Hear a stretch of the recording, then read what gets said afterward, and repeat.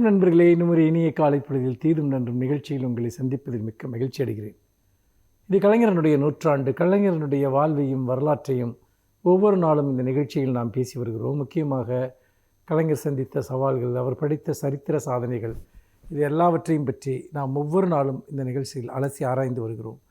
அந்த அடிப்படையில் 2004ஆம் ஆண்டு ஜனநாயக முற்போக்கு கூட்டணி, அந்த கூட்டணி அமைத்த மன்மோகன் சிங் அவர்கள் தலைமையில் அமைந்த அந்த ஆட்சி, திமுகவும் பங்கெடுத்த அந்த ஆட்சியில் பல்வேறு விதமான சீர்திருத்தங்கள், திட்டங்கள் கொண்டு வரப்பட்டன. முக்கியமாக மன்மோகன் சிங் அவர்களுடைய ஆட்சி காலத்தில் தான் பொருளாதார சீர்திருத்தங்கள், அதாவது தாராளமயமாக்கல், அதே போல் ஒரு உலக சந்தையோடு இந்தியாவை இணைத்தல் போன்ற மிகப்பெரிய சீர்திருத்தங்கள் கொண்டு வரப்பட்டன. உலகளாவிய வர்த்தக அமைப்புகளோடு ஒப்பந்தங்கள் மேற்கொள்ளப்பட்டன. பொதுவாக இது போன்ற பெரிய மாறுதல்கள் நடக்கிற போது அது ஒரு முதலாளித்துவத்திற்கு சார்பாக அமைந்துவிடக்கூடிய ஒரு அபாயம் உலகம் முழுக்க இருந்திருக்கிறது. அப்படித்தான் பொருளாதார சீர்திருத்தங்கள் நடைபெறும் என்று. ஆனால் அதற்கு மாற்றாக இந்தியாவில் மக்கள் நலத்திட்டங்களை ஒருபோதும் கைவிட்டு விடக்கூடாது என்பதில் மன்மோகன் சிங் அவர்களுடைய அரசு மிக முக்கியமான பார்வையை கொண்டிருந்தது. கலைஞர் அவர்களும் அதற்கான ஒரு மிகப்பெரிய வழிகாட்டியாக, அதாவது மக்கள் நலத்திட்டங்களை தொடர்ந்து செயல்படுத்துவதில் ஒன்றிய அரசு ஒருபோதும் பின்வாங்கக்கூடாது தாராளமய கொள்கைகளின் காரணமாக என்பதில் கலைஞர் அவர்களும் மிக தெளிவாக இருந்தார். அப்படிப்பட்ட ஒரு சூழலில் அன்றைக்கு பல்வேறு விதமான நில சீர்திருத்தங்கள், அதே போல் நீங்கள் 100 நாள் வேலை திட்டம், இன்னும் பல்வேறு விதமான மக்கள் நலத்திட்டங்கள் முன்னெடுக்கப்பட்டன. பல்வேறு வளர்ச்சி திட்டங்கள், மக்களுக்கு வேலைவாய்ப்பை உருவாக்கக்கூடிய பல்வேறு வளர்ச்சி திட்டங்களும் கூட அப்பொழுது முன்னெடுக்கப்பட்டன என்பதை நாம் பார்க்கிறோம். அதாவது அந்த தாராளமய பொருளாதாரத்திற்கும் ஒரு மக்கள் நலனுக்கும் இடையே ஒரு சமநிலையை உருவாக்குவதில் கலைஞர் ஒரு தெளிவான பார்வையை இன்றைக்கு கொண்டிருந்தார். அதை மன்மோகன் சிங் அவர்களுடைய அரசும் அதை பிரதிபலித்தது என்பதை நாம் பார்க்க வேண்டும். இந்த சமயத்தில் தான் தமிழ்நாட்டில் அந்த 2004ஆம் ஆண்டில் ஒரு மிக மோசமான சம்பவம் ஒன்று நடைபெற்றது. கும்பகோணத்தில் உள்ள ஒரு பள்ளியில் தீ விபத்து ஏற்பட்டு, ஒரு தனியார் பள்ளியில் தீ விபத்து ஏற்பட்டு 46க்கும் மேற்பட்ட குழந்தைகள் கருகி இறந்து போனார்கள். அது தமிழ்நாட்டை மட்டுமல்ல, இந்தியாவையே உலுக்கிய ஒரு சம்பவம். ஏராளமான குழந்தைகள் படுகாயமடைந்தார்கள். அந்த சம்பவம் என்பது எப்படி இந்த அரசு நிர்வாகத்தை மிக மோசமாக நடத்துகிறது என்பதை மக்களுக்கு மிக ஆழமாக உணர்த்தியது. மிக மோசமான நிர்வாக அமைப்பு. ஏனென்றால் அது மக்களுடைய மனசாட்சியை அந்த சம்பவம் உலுக்கியது என்று சொல்லலாம்.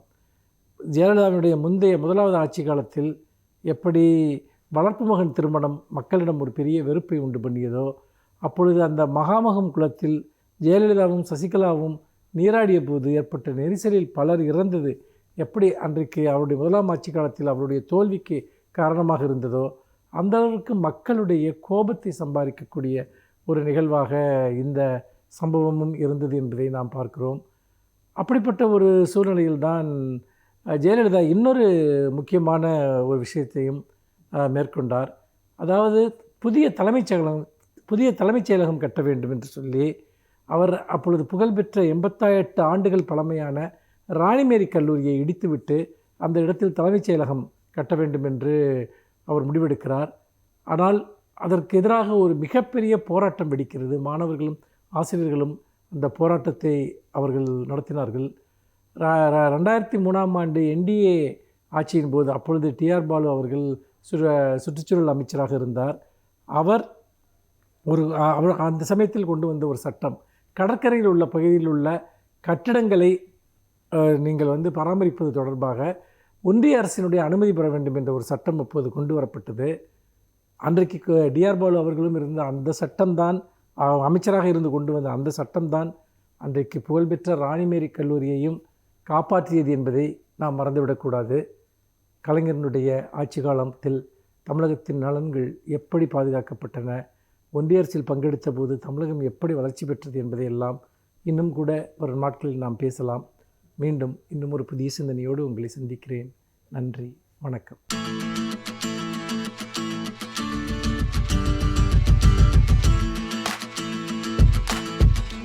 வணக்கம் நேயர்களே. சேமிப்பு பற்றி ஒரு ஆய்வு ஒன்று படித்தேன். கொஞ்சம் அதிர்ந்து போயிட்டேன்னு கூட சொல்லலாம். அதிர்ச்சியை தரக்கூடிய அந்த ஆய்வு என்ன சொல்லுது அப்படின்னா, இந்தியாவில் சேமிக்கிற வழக்கம் தனிநபர்கள் மற்றும் குடும்பங்களிடம் குறைந்து கொண்டே வருகிறது அப்படிங்கிற ஒரு அதிர்ச்சியான ஆய்வை வெளியிட்டிருக்கு. அந்த புள்ளிவிவரம் என்ன சொல்லுதுன்னா, இந்தியாவினுடைய ஜிடிபி, உள்நாட்டு உற்பத்தி, அதில் 2007-08 37.8 விழுக்காடாக இருந்தது சேமிப்பு. 2018-19 11 ஆண்டுகள் கழித்து இப்போ பார்க்குறப்ப 37.8 இருந்தது, 30.5 ஆகியிருக்கு. 7% தானே சார் குறைஞ்சிருக்கு அப்படின்னு நீங்கள் சொல்லலாம். 7%உடைய மதிப்பு எவ்வளோ தெரியுமா? ஜிடிபியை 200 லட்சம் கோடின்னு வச்சுக்கிட்டிங்கன்னா 7%உடைய மதிப்பு 14 லட்சம் கோடி. இப்போ 14 லட்சம் கோடி சேமிப்பு இந்தியாவில் குறைந்திருக்கிறது கடந்த 11 ஆண்டுகளில். இன்னும் குறிப்பாக என்னென்னா, 2017-18க்கும் 2018-19க்கும் அந்த ஓராண்டில் குறைந்த தொகை என்ன 32.4 30.5 வந்திருக்கு. ஏறக்குறைய 2 விழுக்காடு, 4 லட்சம் கோடி. ஒரு வகையில் இதில் மகிழக்கூடிய விஷயம் என்னென்னா, 14 லட்சம் கோடி சந்தைக்கு வந்திருக்கு, பணப்புழக்கம் அதிகரிச்சிருக்கு, மக்களிடத்தில் பணம் நிறைய போய் சேர்ந்துருக்கு. அது ஒரு பக்கம் இருந்தாலும் கூட, இந்தியாவை போன்ற ஒரு குடும்ப அமைப்பு மேலோங்கி இருக்கக்கூடிய ஒரு சமூகத்தில், சேமிப்பினுடைய முக்கியத்துவம் தெரிந்த ஒரு சமூகத்தில் சேமிப்பு குறைந்து கொண்டே வருவது என்பது ஒரு வருந்தத்தக்க செயல். ஏன் இது நிகழ்கிறது அப்படின்னு பார்த்தீங்கன்னா, நுகர்வோர் கலாச்சாரம்னு சொல்லலாம், கன்சியூமரிசம். ஆசைப்படுற பொருள்களையெல்லாம் வாங்கி அனுபவிக்க வேண்டும் என்கிற விஷயம். உங்கள் வீட்டை அப்படியே சுற்றி பாருங்கள், தேவையில்லாத பொருள்கள் எவ்வளோ வாங்கி வச்சுருக்கீங்கன்னு. ஒவ்வொரு குடும்பமுமே இதுக்கு விதிவிலக்கு இல்லைங்க. தேவையில்லாத பொருள்களை வாங்கி குவிப்பது. உங்கள் வீட்டில் எந்த பொருளையெல்லாம் நீங்கள் கடந்த ஒரு ஆண்டில் உபயோகிக்கவில்லையோ அதெல்லாம் வேஸ்ட். ஓராண்டாக அந்த பொருள் நினைவில் இல்லாட்டி பெரும்பாலும் அடுத்து நீங்கள் வாங்கி அந்த பொருளை பயன்படுத்த போகிறதில்லை பெரும்பாலும். அதில் ஏன் காசை போட்டு முடக்கி வைக்கிறீங்க? இப்போ என்னென்னா, கஷ்டப்பட்டு வியர்வை சிந்தி ரத்தம் சிந்தி உழைத்த காசு அப்படி அப்படி அப்படி அப்படி அள்ளி எறிகிறோம் பாருங்கள். இன்றைக்கே யோசிச்சிருக்கோமா? அந்த காசை சம்பாதிக்கிறதுக்கு எவ்வளோ கஷ்டப்பட்டிருப்போம். எவ்வளோ பேர்கிட்ட வெக்கப்பட்டு அவமானப்பட்டு கூனி குறுகி நின்று கஷ்டப்பட்டு உழைச்சி ராத்திரி பூரா பார்த்து கண்ணை கெடுத்து உடம்பை கெடுத்து சிரமப்பட்டு சம்பாரித்த காசு தானே. செலவழிக்கிறப்ப அந்த அருமை தெரியணும்ல. 20,000 26,000 ஃபோன் வாங்குறதுக்கு போல 10,000 ஃபோன் வாங்கலாம்ல. 5,000 வாட்ச் வாங்குறதுக்கு போல ஒரு 1,000 வாட்ச் வாங்கிக்கலாம், 500 வாட்ச் வாங்கிக்கலாம்ல. முதல் வாட்சே தேவைதானா? ஃபோன்லேயே எல்லாம் வந்துடுது இல்லை. சட்டை வாங்குறப்ப 1,000 சட்டை வாங்கினா என்ன, 400 சட்டை வாங்கினா என்ன? ஏன்னா அது கூட 600 நீங்கள் தானே கஷ்டப்படுறீங்க. சார், உங்கள் மதிப்பு, உங்கள் பேங்க் பேலன்ஸ் எவ்வளவோ அது வரை தான் உங்கள் மதிப்பு. பேங்க்கில் பேலன்ஸ் இல்லைன்னா உங்களுக்கு மதிப்பும் இல்லை. அது தெரிஞ்சுக்கங்க, அதான் யதார்த்தம். சேமிப்பு ரொம்ப ரொம்ப ரொம்ப ரொம்ப அவசியங்க. அந்த ஆய்வில் சொல்கிறாங்க, சேமிப்பை 3 வகையாக பிரிக்கிறாங்க. பெரிய நிறுவனங்களின் சேமிப்பு, சிறிய அல்லது தனியார் நிறுவனங்களின் சேமிப்பு, தனி மனித அல்லது குடும்பங்களின் சேமிப்பு, இப்படி 3ஆக பிரிச்சுட்டு சொல்கிறாங்க. கடந்த 11 ஆண்டுகளில் பெரிய நிறுவனங்களின் சேமிப்போ சிறிய அல்லது தனியார் நிறுவனங்களின் சேமிப்பிலோ எந்த மாற்றமும் கிடையாது.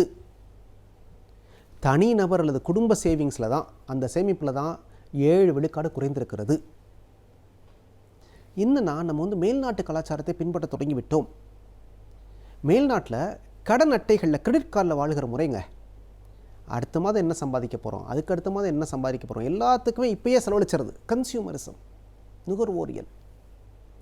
மேல்நாட்டுக்கு இது பொருந்தலாங்க. ஏன்னா அங்கே குடும்பம் என்கிற ஒரு அமைப்பு கிடையாது, கமிட்மெண்ட்ஸ் கிடையாது. எல்லாவற்றையும் அரசு பார்த்துக்கும். உடம்பு முடியலையா, அதுக்கு இன்சூரன்ஸ், மெடிக்கல் இன்சூரன்ஸ் இருக்குது, அரசு கொடுத்துரும். இல்லை இன்சூரன்ஸ் கம்பெனி கொடுத்துரும்.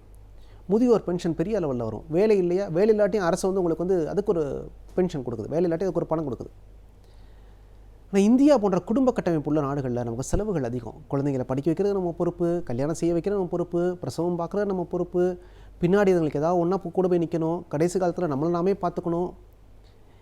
இந்த பிரச்சனை எல்லாம் மேலே நாட்டவருக்கு கிடையாதுங்க. 18 வயசு ஆச்சுன்னா பிள்ளைங்க தனியாக போயிடுங்க, அது வாழ்க்கையை அது பார்த்துக்கும். இவங்களுக்கு பொறுப்பு குறைவு, ஆனால் நமக்கு பொறுப்பு அதிகம். அதனால் அவங்கள பார்த்து தாம் தூம் செலவழிக்கிற பழக்கத்தை நம்ம கற்றுக்க வேண்டிய அவசியம் இல்லை. நமக்கு குடும்பம் என்ற அமைப்புக்கு நிறைய பணம் தேவை. அதை கட்டி காக்க வேண்டிய அவசியம் தேவை. நம்ம எல்லாருக்கும் உதவ விரும்புவோம். நம்ம குடும்பம், சொந்தக்காரங்க யார் இருந்தாலும் உதவணும்னு ஆசைப்படுவோம். தீபாவளி, பொங்கலுக்கு, கல்யாண பிறகு 10 வருஷம் 20 வருஷம் கழிச்சானாலும் மகனுக்கோ மகளுக்கோ பணம் கொடுத்து துணிகள் எடுத்து கொடுத்து பண்ணுறது நமக்கு பழக்கம். கடைசி காலங்களில் அவங்கள சார்ந்து இருக்க விரும்ப மாட்டோம். அப்போல்லாம் பணம் வேணும். ஆக பணத்தை சேமிக்க கற்றுக்கொள்ளுங்கள். அதுதான் அந்த ஆய்வு சொல்கிற விஷயம். ஃபிக்ஸட் டெபாசிட் எல்லாரும் பணம் போடுறாங்க. ஆனால் இப்போ பணம் போடுற எண்ணிக்கை குறைஞ்சி போச்சு. மக்கள் இனிமேல் கொஞ்சம் சுதாரித்து கொண்டு பணத்தை சேமிக்க வேண்டும் என்பதுதான் அந்த ஆய்வு சொல்கிற அடிப்படை விஷயங்க. சேமிக்க தொடங்கினா சேமிப்பு பணமாக பார்க்குறப்ப உங்களுக்கு ஒரு பெரிய தன்னம்பிக்கையை கொடுக்குங்க. அதுவும் இளவயதிலிருந்தே சேமிக்க தொடங்கிட்டீங்கன்னு வச்சுங்களேன். இன்றைக்கெல்லாம் இளைஞர்கள் தகவல் தொழில்நுட்பத்துறை மிகப்பெரிய ப்ரொஃபஷனலாக இருக்கவங்களாம் நிறைய சம்பாதிக்கிறாங்க, நிறைய செலவழிக்கவும் செய்கிறாங்க. நிறைய சம்பாதிக்கிறப்ப ஆரம்பத்துலேருந்தே நீங்கள் சேவிங்ஸ் பண்ண தொடங்கிட்டீங்கன்னா, சேமிக்க தொடங்கிட்டீங்கன்னா, இளமையில் சேமிக்கிற சேமிப்பு நீங்கள் ஒரு 20 வயசு 25 வயசில் சேமிக்க தொடங்கி 35 வயசுக்குள்ள 1 கோடி ரூபாய் சம்பாரிச்சிங்கன்னு வச்சுக்கோங்களேன். அதுவே வாழ்க்கை பூரா அந்த வட்டியை உங்களுக்கு நிறைய பணத்தை கொடுக்கும். 50 வயசு 60 வயசில் நீங்கள் 1 கோடி ரூபா சம்பாரிச்சிங்கன்னு வச்சுங்க, அது ஓரளவு கம்மியான ரிட்டர்ன்ஸ் தான் தரும். ஆக இளமையில் எவ்வளோ சேமிக்கிறீங்களோ அவ்வளோ நல்லது. இல்லாட்டி முதுமையிலேயோ சேமிக்க தொடங்கிடுங்க. சேமிப்பு தான் உங்களுக்கு மிகப்பெரிய தன்னம்பிக்கையை தரும். இந்த கொரோனா மாதிரி, இந்த புயல் மாதிரி, இந்த மழை மாதிரி, வெள்ளம் மாதிரி சம்பாதிக்கவே போக முடியாத ஒரு சூழல் ஏற்படுகிற போது கூட உங்களது மனத்தை காப்பதற்கு அந்த சேவிங்ஸ் தான் பயன்படும். சேமிப்பு தான் மிக மிக முக்கியம். சேமிப்பு எப்படி பண்ணுறதுக்கு 7 வழிகள் இருக்குது. நீங்கள் இன்சூரன்ஸ்க்கு பண்ணலாம், நீங்கள் ஃபிக்ஸட் டெபாசிட்டில் போடலாம், நீங்கள் போஸ்ட் ஆஃபீஸில் போடலாம், நீங்கள் தங்கம் வாங்கி வைக்கலாம், நீங்கள் நிலம் வாங்கி வைக்கலாம், நீங்கள் வீடு வாங்கி வைக்கலாம், ஷேர் மார்க்கெட்டில் இன்வெஸ்ட் பண்ணலாம். அதெல்லாம் உங்கள் தகுதியை பொறுத்த விஷயம். உங்களுக்கு என்ன திறமை தெரியுமோ அதை வச்சு பண்ணிக்கலாம். ஆனால் என்ன சம்பாதிக்கிறீங்களோ அதில் 80 விழுக்காடு மட்டுமே உங்களுக்கு செலவழிப்பதற்கு உரிமை உண்டு. மீதி 20 விழுக்காடு சேமிப்பாகத்தான் செல்ல வேண்டும். சேமிப்பு நாட்டுக்கும் நல்லது. அரசு அதை எடுத்து செலவழிக்கட்டும். சேமிப்பு நாட்டுக்கும் நல்லது. ஆக குறித்து வச்சுக்கோங்க. என்ன சம்பாதிக்கிறீங்களோ 80 விழுக்காடு, அதில் 80 விழுக்காடு மட்டும்தான் நீங்கள் செலவழிக்கணும். அதை தாண்டி செலவழிக்காதீங்க. தாண்டி செலவழிக்கணும்னா கூட சம்பாதிங்க. நீங்கள் செலவழிக்கிற ஒவ்வொரு காசும் உங்கள் வியர்வையிலிருந்து, உங்கள் ரத்தத்திலிருந்து வருகிறது. அதை மறந்துடாதீங்க. மிகுந்த சிரமங்களுக்கு இடையில் நீங்கள் சம்பாதிக்கிறீர்கள். அதை மிகச் சுலபமாக விட்டுவிடாதீர்கள். ஒன்று தெரிஞ்சுங்க, தேவையில்லாத பொருள்களை வாங்க வாங்க வாங்க ஒரு கட்டத்தில் தேவையான பொருள்களை விற்க நேரிடும். திரும்ப சொல்கிறேன், தேவையற்ற பொருள்களை வாங்கி குவிக்க ஒரு கட்டத்தில் தேவையான பொருள்களை விற்க நேரிடும். அப்படி ஒரு சூழலுக்கு ஆளாயிடாதீங்க. அதனால் வாங்குகிற போது, ஒரு பெரிய செலவு பண்ணுகிற போது, கேபிட்டல் எக்ஸ்பெண்டிச்சர்னு சொல்கிறோம், ஒரு பெரிய செலவு பண்ணுகிற போது அவசியம்தானா, தேவையா, பண்ணணுமான்னு ஒரு தடவைக்கு 4 தடவை யோசிச்சு, முடிஞ்சால் தள்ளி போட்டு 4 தடவை யோசித்து ஒரு அவசியம் ஏற்படுகிற போது மட்டும் வாங்குங்க. பெரிய செலவுகளை கவனித்துக் கொண்டால் சின்ன செலவுகள் தானே கவனித்துக் கொள்ளும். ஆக வாங்குகிற சம்பாத்தியத்தில் 80% வாழ பழகிக்கொள்ளுங்கள். வாழ்க்கை இனிமையாக இருக்கும். நன்றி, வணக்கம்.